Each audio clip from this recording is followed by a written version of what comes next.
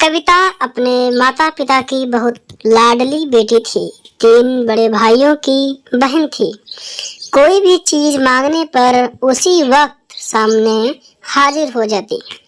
पूरे घर में रौब था उसका। पूरे परिवार और नौकरों पर राजकुमारी की तरह हुक्म चलाती थी कविता। स्कूल में भी पूरा रौब था उसका। बड़े घर की लाडली जो थी वह। ऐसे ही उसने कॉलेज में दाखिला लिया। उसके ठाट बाट, बड़ी गाड़ी में आना जाना, हर दिन नया फैशन देखकर हर कोई उससे दोस्ती करना चाहता था। थोड़े ही दिनों में उसके बहुत से दोस्त बन गए। पूरे कॉलेज में उसकी अपनी ही एक पहचान थी। इन दिनों उसके घर एक रिश्ता आया। खानदानी लोग थे और पापा की पुरानी जान पहचान थी उनके साथ। कविता के साथ कोई जबरदस्ती नहीं थी, पर कविता ने फिर भी हाँ कर दी, क्योंकि वह अपने परिवार से बहुत प्यार करती थी। वह जानती थी कि वह लोग उसका अच्छा ही सोचेंगे। लड़के का नाम राज था। राज काफी पढ़ा लिखा और समझदार लड़का था। ससुराल वाले भी बहुत अच्छे थे। ससुराल में कविता की जगह वैसी ही थी जैसे कि मायके में। कोई भी कार्य कविता की सलाह के बिना नहीं होता था। उस सबकी लाडली बहू बन गई थी वह।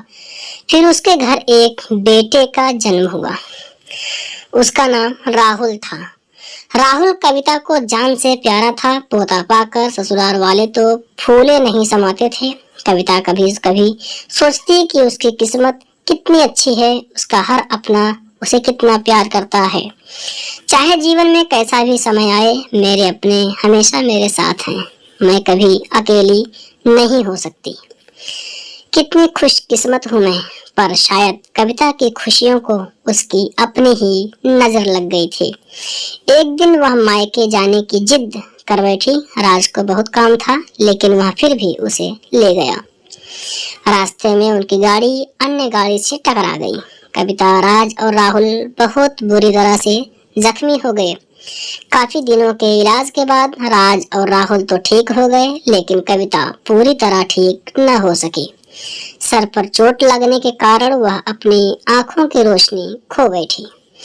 अब कविता की किस्मत जैसे उल्टे पांव चलने लगी। मायके वाले कुछ दिनों तक उसे मिलने आते रहे, फिर कभी कभार फोन ही करके पूछ लेते कि अब कैसी हो।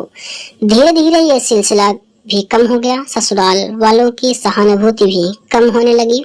घर में किसी को पास बैठने के लिए कहती तो जवाब मिलता, बहुत काम है, अब तुम भी हाथ नहीं बटा सकती। राज भी चिड़चिड़ा हो गया था। बस राहुल ही था उसके साथ, जिसके साथ हंसते खेलते उसका वक्त गुजरता।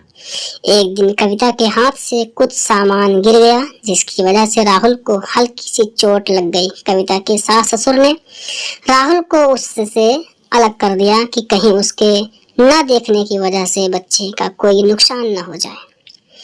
कविता अंदर से टूट चुकी थी। एक दिन उसने सबके सामने मायके जाने की इच्छा रखी तो राज उसे तुरंत मायके छोड़ आया, जैसे कि वह भी यही चाहता था, लेकिन राहुल को उसके साथ नहीं भेजा गया। कविता कभी राहुल से दूर नहीं रही थी, पर अपनी कमी के कारण उसने ज्यादा बहस नहीं की। कविता को लगा कि वह 3-4 दिन वहां रहेगी तो थोड़ा हवा पानी बदल जाएगा, क्योंकि वह कितने दिनों से कहीं भी बाहर नहीं गई थी। घर वाले भी इतने दिनों बाद उसे देखकर कितने खुश होंगे। कविता के घर पहुंचने पर सब लोग बहुत खुश हुए। खाने में सब कुछ कविता की पसंद का ही बना था। उसने अपने मम्मी पापा और भाई भाभीयों से दिल खोल कर बातें की। उनके छोटे छोटे बच्चे भी बुआ के साथ घुल मिल गए थे। रात को सोने के वक्त जब वह कपड़े बदलने लगी तो उसे पता चला कि उसका बैग तो बहुत भरा हुआ था। वह सब समझ गई। वह बहुत उदास हो गई।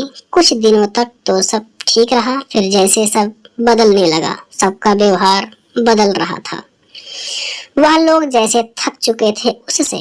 सब लोग घुमा फिरा कर पूछने लगे कि राज कब आ रहा है उसे ले जाने।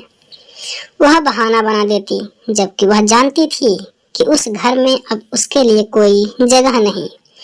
कविता से चलते वक्त कुछ ना कुछ नुकसान हो जाता, थोड़ी बहुत टोका टाकी उसे सुनाई देती, वह टाल देती। एक दिन उसके हाथ से लगकर एक कीमती फूलदान टूट गया। छोटी भाभी ने बहुत हंगामा मचाया। कविता के माता पिता रोज रोज के झमेलों से तंग आ गए थे। उन्होंने राज को खुद से फोन कर दिया। राज कविता को अपने घर ले गया। कविता को अपने परिवार वालों से ये उम्मीद न थी, जिस कविता के कहे बिना घर में एक पत्ता भी नहीं हिलता था, उस घर के लिए वह अब बोझ बन चुकी थी। राज के साथ ससुराल आते वक्त वह बहुत खुश थी, क्योंकि वह अपने घर जा रही थी, अपने जिगर के टुकड़े राहुल के पास। परंतु यहाँ खुशी भी कुछ पल ही की थी। सारा बंदोबस्त पहले ही किया हुआ था। कविता को सीधे ऊपर वाले कमरे में पहुंचा दिया गया। राहुल से दूर रहने की सख्त चेतावनी दी गई। एक काम वाली लता को उसकी जिम्मेदारी सौंपी गई, जो उसके खाने पहनने जैसी जरूरतों का ध्यान रखती। कविता ज्यादातर चुप ही रहती। कभी कभार काम वाली लता से थोड़ा बतिया लेती। उसके जरिए राहुल का पता चल जाता। सबकी लाडली बेटी और बहू सबके लिए लाडली सी बोझ बन चुकी थी। प्यारे मित्रों, कहानी कैसी लगी? कहानी अगर अच्छी लगी हो तो लाइक करिए, शेयर करिए, सब्सक्राइब करिए, कमेंट करना न भूलिए। धन्यवाद।